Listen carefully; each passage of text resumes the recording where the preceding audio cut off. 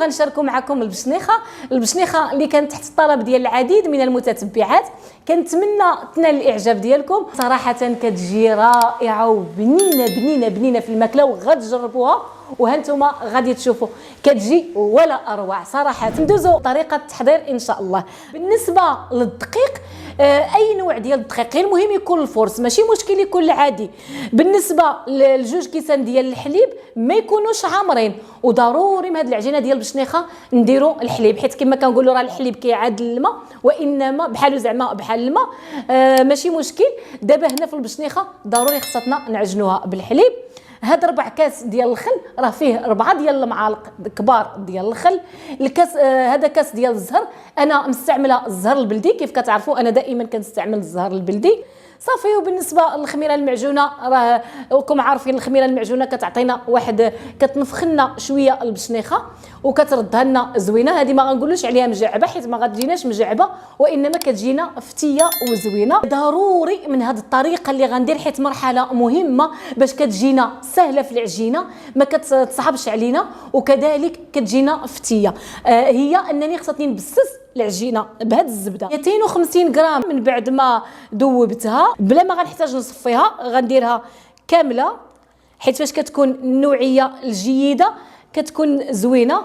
غنبسسها مزيان، وهانتوما معايا عاد نضيف باقي المكونات حتى تدخل فيها داك الزبده مزيان. من بعد ما بسبست العجينه ديالي بداك الزبده حتى دخلت فيها، يعني ترملات مزيان.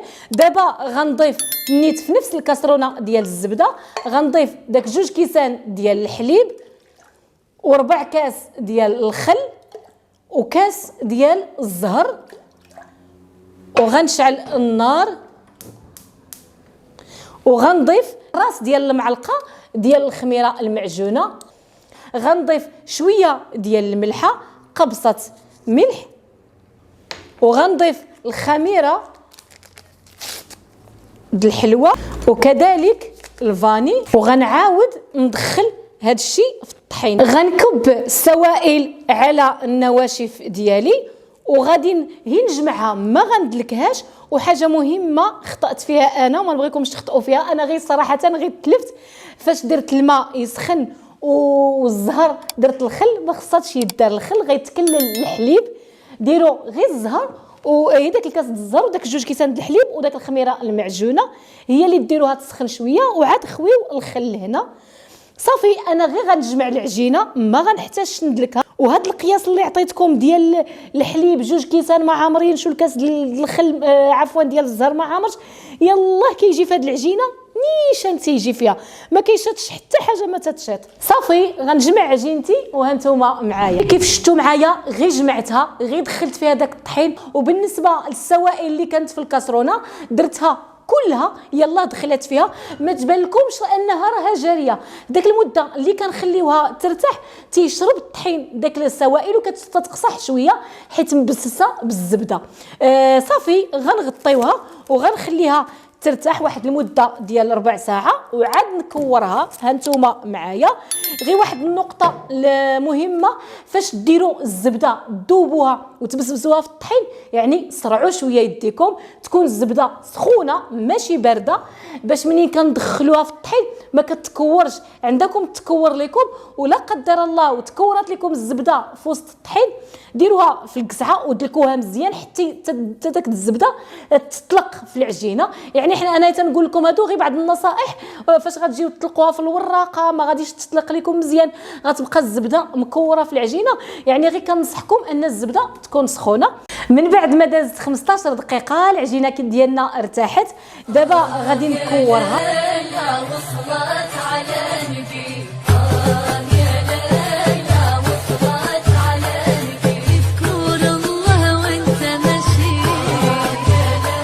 بعد ما قطعت العجينه ديالي على 5 ديال الكرات وكورتهم مزيان، غطيتهم بالسلوفان، وغنخلي هاد العجينه ديال البشنيخه ترتاح مده ديال 30 دقيقه.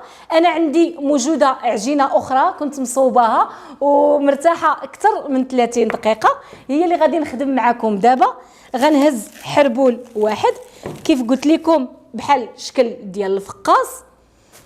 هذه عجينه مطلوقه، صافي غادي ندير شويه ديال المايزينا، ولا اللي ما عندوش يدير كريم باتيسير، اللي ما عندوش يدير غير دقيق ماشي مشكل، واخا هي راه كتزينها شي شويه، ولكن كل واحد والا كانت متواجده هي ما كانتش صافي. غادي نطلق العجينه ديالي على شكل طولي وغنقسمها على جوج وغنديرها في الوراقه.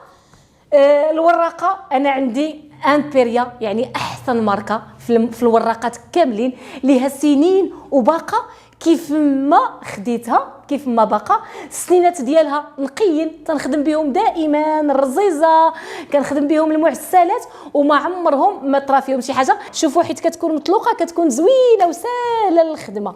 غنقطعها بالموس، غنقسمها على جوج باش تجيني سهله في الوراقه، وغنقطع كذلك هاد الجنيبات هادو هي شويه منهم باش تجيني على قياس الماكينه.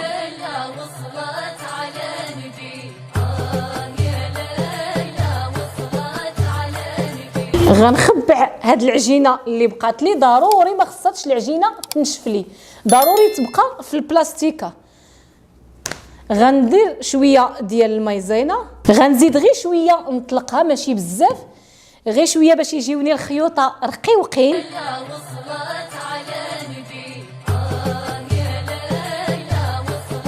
هانتوما شوفوا الشريط ديالي، العجينه كنلعب فيها بيدي زوينه.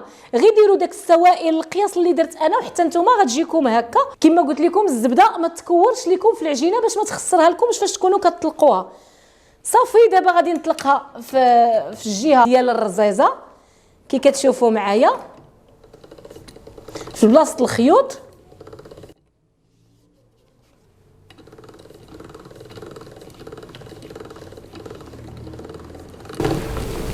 صافي هانتوما هادو اللي صغارين غنحيدهم في مره، غنخليه غير هادو اللي طوال غنخليها مطلوقه، وغنعاود هذه الثانيه على ما تطلق لي غير شي شويه، ونجي نجبد الخيوطه ديالي باش تجيني ما تجينيش البشليخه غليظه. انا ما كتعجبنيش الوراق يكونوا غلاظ، يكونوا رقيقين وما يكونوش مهرسين، فاش نكونوا كنقليوهم ما يتهرسوناش في نفس الوقت. غندير شويه ديال المايزينا صافي، وغادي نطلقها دغيا دغيا. حاولوا تسرعوا في هذه القضيه، الا ما سرعتوش غطيو هذه بالميكا باش تطلق لكم، باش تطلق وفي نفس الوقت ما تيبش.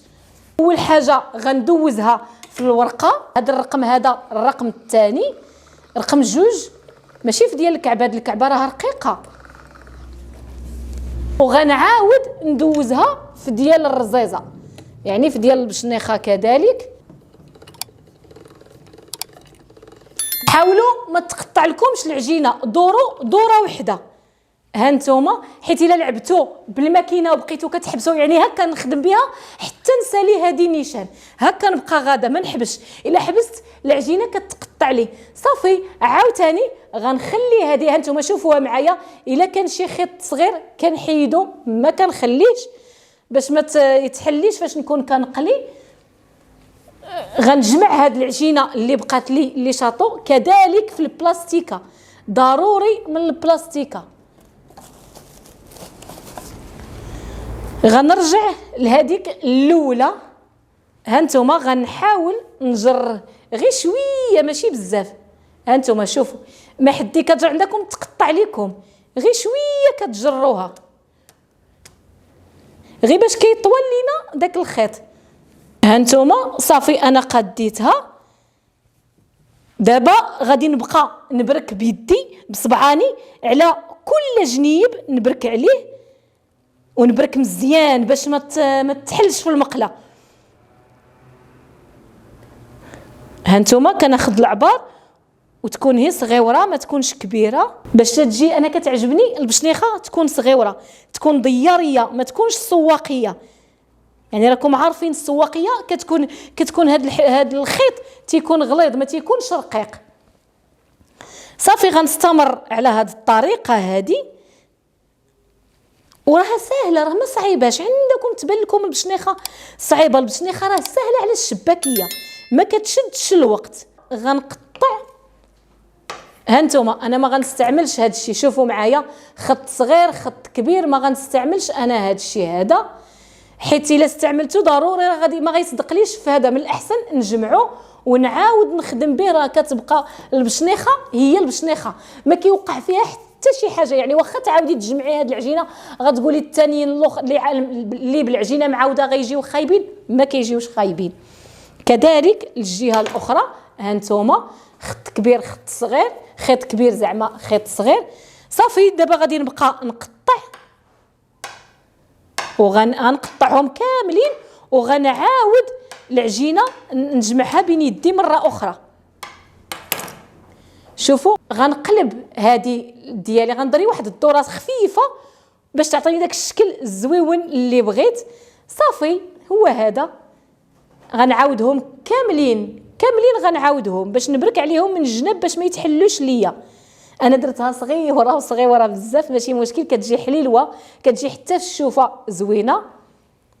هانتوما هي كنضرب، هي بحال كنلوي الخيوطه ديالي وساهله. تنوضي في الصباح وتوجديها وديري كميه قليله، ديري غير نص كيلو، ما ديريش بحالي انا كيلو، ديري غير نص كيلو.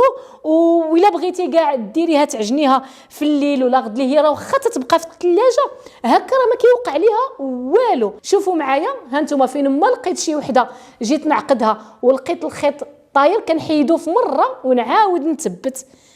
ونعاود نثبت نبرك عليها من الجناب مزيان، نقرصها مزيان باش ما تحلش ليا.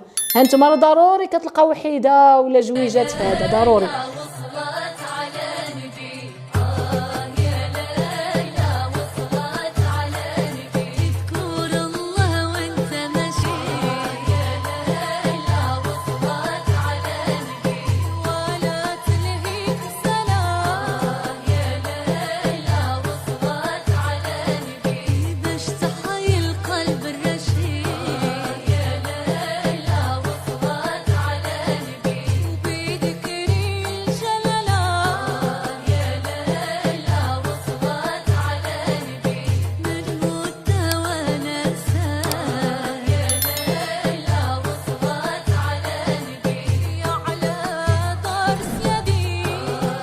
بعد ما ساليت الكميه ديال البشنيخه كلها، دابا غادي نرجعوا للمرحله الاخيره واللي هي مرحله القلي.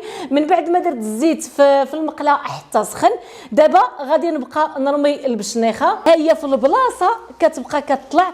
انا راه البشنيخه خليتها باتت، راه ما درتهاش في نهارها، هذه راه عندي بايته ما كتحلش. هي ضروري في المقله كيتحلوا واحد جوج واحد ثلاثه كاع في المقله ماشي مشكل. انا عندي الخيوطه هنا رقيقين، نزيدوا في النار شويه، ما كنخليوهاش ناقصه. الا خلينا النار ناقصه بزاف ناقصه قليله كيتحلوا لنا في المقله ديالنا. حنا ما خصاتهمش يتحل، ما خصاتش البشنيخه تحل لينا. ما كنحركهاش نهائيا حتى كنشوفها شدات راسها. ها هي بدات كتبان ليا تطلع فوق منها داك التحميره. دابا عاد نحركها. هانتوما شوفوا معايا يعني اللون طالع لها اللون زوين، النار ما بين وبين. دابا غنجبدوا العسل ديالنا. وعلى ذكر العسل، بعض السيدات واحد 3 ديال التعاليق قريتهم انهم تيقولوا لي العسل درنا فيها لرنج وجات فيها المذاق ديال لرنج. غير ما انتبهتوش بالنسبه غير لهاد السيدات، وراه الكثير تبارك الله اللي صدق ليهم العسل والمذاق اللي قالك جاهم فيه المذاق ديال لرنج. وداك المذاق راه ما تيبقاش، ما حدو هو تيبقى، هو تينقص داك المذاق سبحان الله.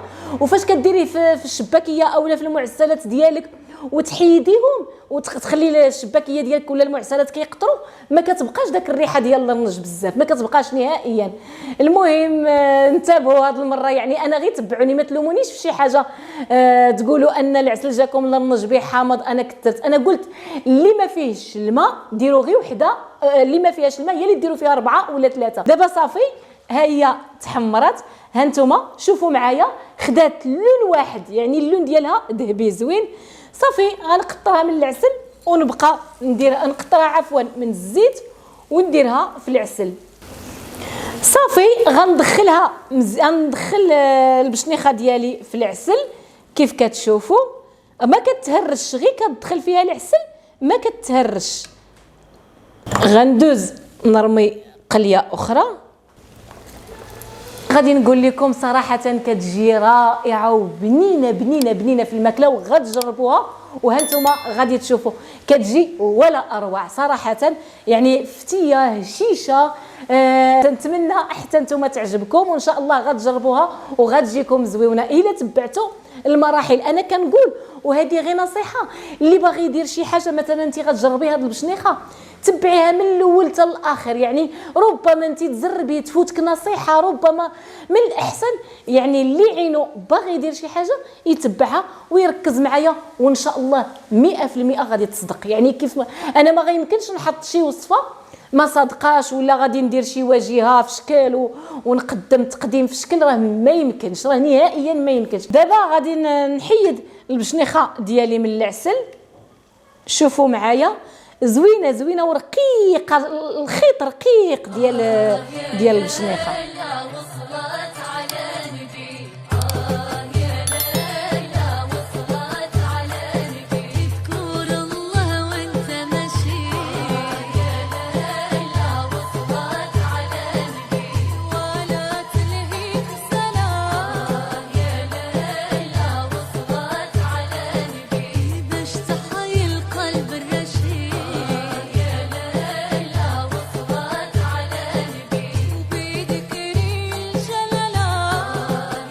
غنستمر بنفس الطريقه حتى نكمل الكميه اللي عندي ديال البشنيخه، ونرجع معكم ان شاء الله في الشكل النهائي.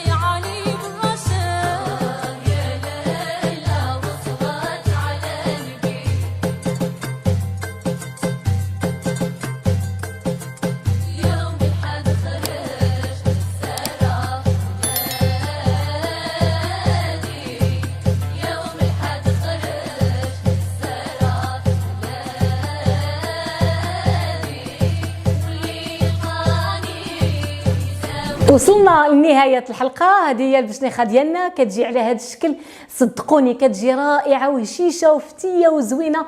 اش غادي نقول لكم، دابا تجربوها نتوما وغادي تحكموا نتوما. صافي دابا انا غنزوقها بشويه ديال اللوز مقلي، نتوما ليكم الاختيار. يعني باش ما بغيتوا تزوقوها زوقوها، غير من الاحسن انا كنفضل اللوز حيت ما فيهاش القوام بزاف، يعني ما فيهاش داك الجنجلان داكشي. اللوز كيعطيها واحد الطيبه وواحد البنه، واخا تشوفوه غير مدردر عليها من الفوق، راه فاش كتهزو وحده تاكلوها كتجي مذاق زوين زوين. والاكثريه باللوز، واللي ما بغاش يدير لها اللوز ويدير الجنجلان ماشي مشكل، حتى الجنجلان زوينه. هذه معروفه عليها انها كتكون مغايره على الشباكيه، مغايره على جميع المعسلات. يعني كنفضل من الاحسن يكون عندي فيها اللوز. صافي هذا هو الشكل النهائي، وكنتمنى تنال الاعجاب ديالكم. وصدقوني كتجي زوينه وزوينه بزاف وفتيه ورائعه في المذاق. واش غنقول لكم، غير جربوها وما غتندموش. تبارك الله عليكم، مع السلامه الى الحلقه القادمه ان شاء الله. وتبارك الله عليكم، عواشركم مبروكه.